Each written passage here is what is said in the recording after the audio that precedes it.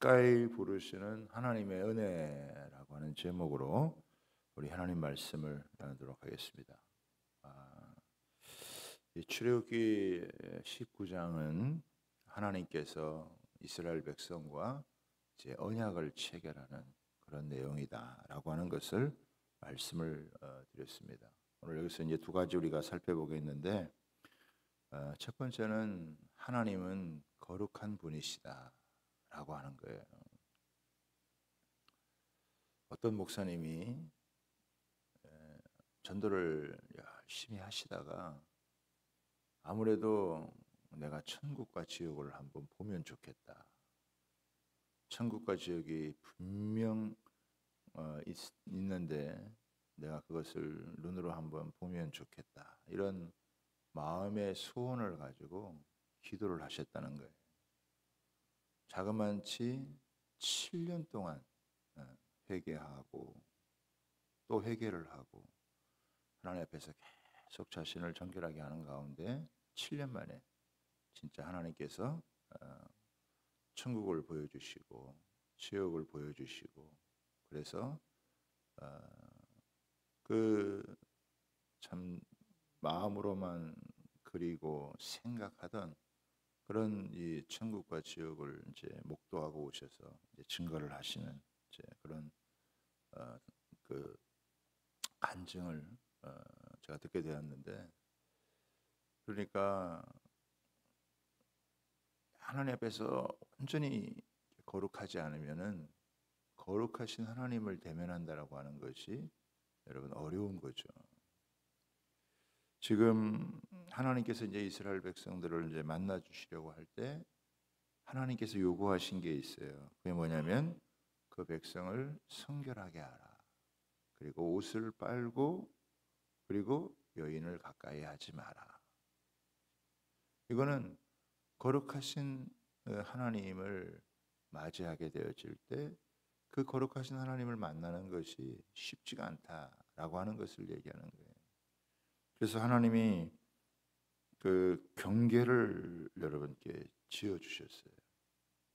자꾸 이 사람들이 호기심을 가지고, 인간에게는 호기심이라는 게 있잖아요. 그래서 뭔가를 이렇게 탐구하고 뭔가를 이렇게 알아보고자 하는 그런 마음이 있단 말이에요. 그런데 마치 하나님도 그런 식으로다가 그 호기심을 갖고 하나님에게 잘못 접근을 하면 죄인인 인간이 그 하나님의 그 거룩하심 앞에서 인간이 완전히 살지를 못하고 죽을 수밖에 없는 그런 모습이에요. 하나님이 모세를 자꾸 오르락내리락하게 하는 거예요. 올라왔다 또 내려가라 해가지고 경계를 하라는 거죠. 그 신의 산이라고 하는 것은 이제 하나님이 임재를 하시는 곳이니까 그 하나님이 임재를 하시는 그곳에 잘못 여러분 접근했다가는 다 죽는다 이거예요. 이건 하나님의 사랑의 표현이에요. 하나님이 인간을 만나기를 원하시는데 하나님은 너무 거룩하시고 인간은 너무 죄인이고, 그렇기 때문에 그 거룩하신 하나님을 대면한다라고 하는 게 이게 거의 있을 수가 없는 불가능한 일이죠. 그런데 하나님께서 그 일을 하시는 거예요. 여러분, 이 세상에서 뭐 사람들이 두려워하는 게 많잖아요. 나름대로 뭐 이렇게 자기 나름대로 이렇게 어떤 두려운 존재가 있을 수 있어요. 당시 이스라엘 백성들에게는 바로라고 하는 존재가 두려움의 여러분 대상이었고, 사람마다 다 두려워하는 게 있는데 하나님만큼 두려운 분이 없는 거예요. 이 세상 가운데서 하나님보다 더 무섭고 하나님보다 더 두려운 분이 어디에 있겠느냐라고 하는 거예요. 그렇죠. 오늘 하나님께서 이렇게 엄청난 이런 그 권능을 가지고 하나님이 이렇게 임재하시는데, 그 임재하시는 그 하나님이 뭐 산도 견디지를 못해 가지고 산도 진동할 정도잖아요. 하나님이 작은 권능을 보여주시는데 그 작은 권능을 보여주셔도 이 산이 감당을 못할 정도로다가 진동을 하는 거 아니겠어요? 그렇죠. 하나님이 말씀으로 천지를 창조하신 분이신데 그 피조물 가운데 그 한 산이, 그 산이 뭐 아무리 높다 한들 그 산에 하나님께서 임재하실 때 그 피조물인 그 산도 감당치 못하는 거예요. 이 죄인인 인간이 어떻게 하나님 앞에서 그 감당을 할 수 있겠냐요. 그런데 자꾸 호기심을 가지고 하나님이 쳐놓은 이 경계를 넘어서서 인간이 자꾸 거기를 침범하려고 하니까 하나님께서 모세에게 자꾸 내려가서 올라오지 못하게 해라. 왜? 거룩하신 하나님을 대변하는 게 어려운 일이라 이거예요. 힘든 일이라 이거예요. 인간이 그냥 이렇게 자기가 이 죄가 해결되지 않고 이것이 처리가 되지 않은 상태에서 하나님을 만난다는. 그러니까 이때 이 출애굽에서 이 시내산에서 만난 하나님은요, 엄청 무서운 하나님이에요. 엄청 두려운 하나님이에요. 세상에 이렇게 두려운 하나님, 이렇게 무서운 하나님 있을 수가 여러분 없죠. 그렇지만 또 이스라엘 백성들에게는 어떻게 해요? 최고의 축복이라. 왜? 이렇게 하나님께서 임재해 주신 민족이 없어요. 그렇죠? 우리나라도 많은 부흥을 경험하고 평양 대부흥을 경험하고 원산 부흥을 경험하긴 했지만은 이렇게 이스라엘 민족처럼 이렇게 하나님이 이렇게 임재해 주신 적은 없는 거죠. 그러니까 이스라엘 백성들을 하나님이 특별히 택하여서 그들에게 이제 하나님이 어떤 분이신가라고 하는 것을 많이 보여준 것도 아니에요. 사실은 조금 보여준 거죠. 조금 보여줬는데도 이게 산이 감당을 하지를 못하고 거기에 엄청난 그 빛이 있고 열이 있고 그래서 이 막 옹기정 같은 것들이 연기로 가득 찰 수밖에 없는 그런 상황. 우리가 상상하는 것보다 하나님이 훨씬 크고 놀라우신 분이고 두렵고 무서운 분이다라고 하는 것을 저와 여러분은 인식할 필요가 있습니다. 그래서 잘못 하나님을 만났다가는 그냥 그 자리에서 즉사를 하는 거죠. 오죽했으면은 그 성막을 지어놓고 지성소에 대제사장이 1년에 한 번 들어가고 만약에 그것도 제대로 제사가 드려지지 않고 죄가 있는 그대로 들어갔다가는 그 자리에서 즉사를 하는. 그러니까 이 하나님의 거룩하심을 대한다라고 하는 것이 우리 인간에게는 굉장히 어려운 거다. 우리 요한계시록에 보면은 하나님을 향하여서 천군과 천사들이 찬양을 할 때 하나님은 거룩하다, 거룩하다, 거룩하시다고 계속 얘기를 하잖아요. 이거는 인간하고 구별되어지는 거란 말이에요. 하나님은 완전히 거룩하신 분이시기 때문에 이게 쉽게 이게 접근할 수 있는 인간이 쉽게 하나님을 찾아갈 수 있는 그런 게 아니다라고 하는 것을 이 출애굽에서 여러분 보여주는 거예요.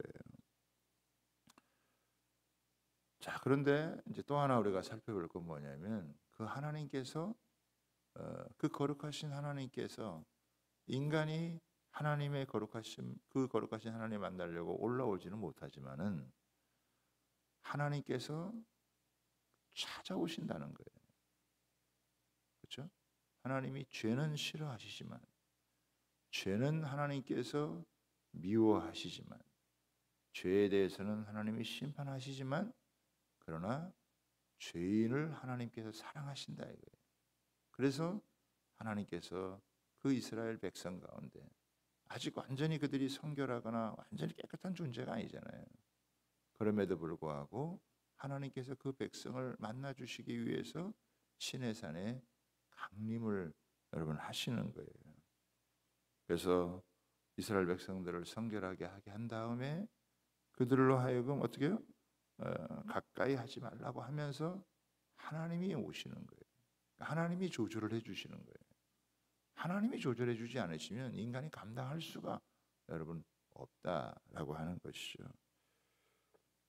18절에 한번 보겠습니다. 시내산에 연기가 하니 여호와께서 불 가운데서 거기 강림하심이라. 그 연기가 옹기가마의 연기같이 떠오르고 온 산이 크게 진동하며 나팔 소리가 점점 커질 때, 그러니까 그냥 임하는 게 아니라 이게 막 나팔 소리가 이 하늘에서 천군과 천사가 나팔을 이렇게 불어대어지니까 이게 뭐 거기에 완전히 그 압도되는 그런 상황이 아니겠습니까? 그 나팔 소리가 점점 커질 때 이 나팔 소리가 모세가 말한즉 하나님이 음성으로 대답하시더라. 그러니까 이 하나님께서 모세를 부르시고 그 모세가 이야기하면 하나님이 음성으로 대답을 하시는 거예요. 그거를 온 백성들이 여러분 듣는 거다라고 하는 거예요. 20절에 여호와께서 시내산 곧 그 산 꼭대기에 강림하시고 모세를 그리로 부르시니 모세가 올라가매 여호와께서 모세에게 이르시되 내려가서. 그렇죠. 그러니까 모세는 몇 번 이렇게 오르락내리락 여러분 한 거예요. 왜? 하나님의 이 말씀을 또 듣고 응답을 들어야 되는데 그 백성들이 자꾸 이렇게 올라오려고 하니까 다시 내려가서 그들에게 단단히 경계를 하게 되어지는. 여기 보면은 하나님께서 음성으로 대답을 하십니다. 여러분 이게 뭐겠어요? 하나님의 말씀이죠. 하나님의 말씀으로 여러분 온 천지를 창조하신 하나님께서 가장 중요한 것은 이제는 그 사람들 가운데 임해서 그 사람들이 하나님의 말씀을 듣고 변화되도록, 그 인격이 달라지도록, 삶이 달라지도록, 생각이 달라지도록, 그 한번 죄가 들어와 가지고 인간 속에 오만 가지 생각이, 이 잡동사니 같은 수많은 이런 여러분 생각이 있고 그 생각이 또 감정을 사로잡고 의지를 컨트롤하고 이런 경우가 너무 많잖아요. 그런데 그 가운데 하나님께서 이스라엘 백성들에게 진짜 들어야 될 하나님의 말씀, 그거를 이제 알려주시는 거예요. 그래서 귀 있는 자는 그 들을지어다. 그렇죠? 성령이 말씀하시는 것을 귀 있는 자는 들을지어다. 그래서 하나님의 말씀을 들으면 하나님의 능력을 경험하는 것이고 하나님의 은혜를 여러분 체험하는 것이 되어진다. 그래서 하나님께서 이렇게 이스라엘 백성들이 이렇게 나타났지만 우리에게는 이제 말씀이 육신되어 여러분 우리 가운데 거하시는 예수님, 그 예수님께서 모든 죄를 여러분 속하고 우리가 이제 예수님의 보혈의 피를 의지하여 하나님 앞에 여러분 나아가면 그 하나님의 말씀이 믿어지고 그 하나님의 말씀이 믿어지면 그 말씀이 우리 속에서 능력으로 역사를 하게 되어지고 그 말씀을 붙들고 살아가는 인생은 아무리 광야 같은 인생을 걸어간다 할지라도 거기에 하나님이 열어놓으신 길이 있는 것이고 여러분 사막에 강이 있다 할지라도 사막이 있다 할지라도 거기에 여러분 샘물을 내시고 강을 내시는 그런 하나님.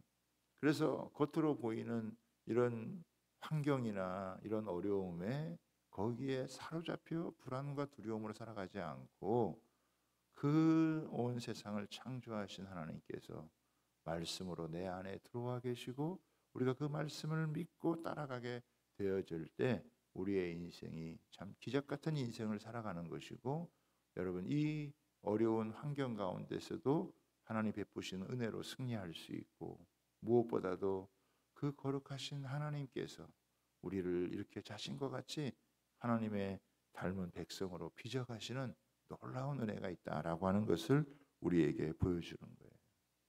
원래 죄인은 하나님의 거룩한 진노의 심판을 받을 수밖에 없지만 하나님께서 심판하라고 임하시는 게 아니잖아요.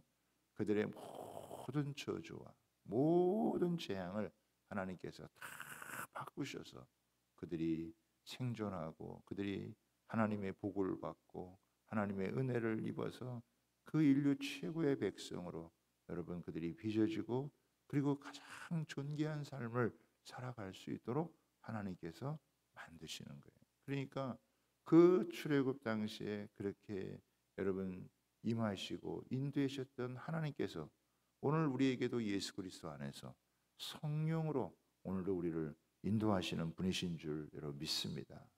우리가 전에는 이렇게 출애굽 때는 하나님을 가까이 할 수 없었지만은 이제는 하나님의 말씀을 통해 예수 그리스도의 이름을 의지하여 기도하는 것을 통해서 하나님을 가까이 할 수 있다는 거예요. 여호와를 가까이 하는 것이 복이다. 세상에 무슨 돈 잘 벌고 일 잘하고 그게 복이 아니고 하나님을 가까이 하는 것이 여러분 복이다.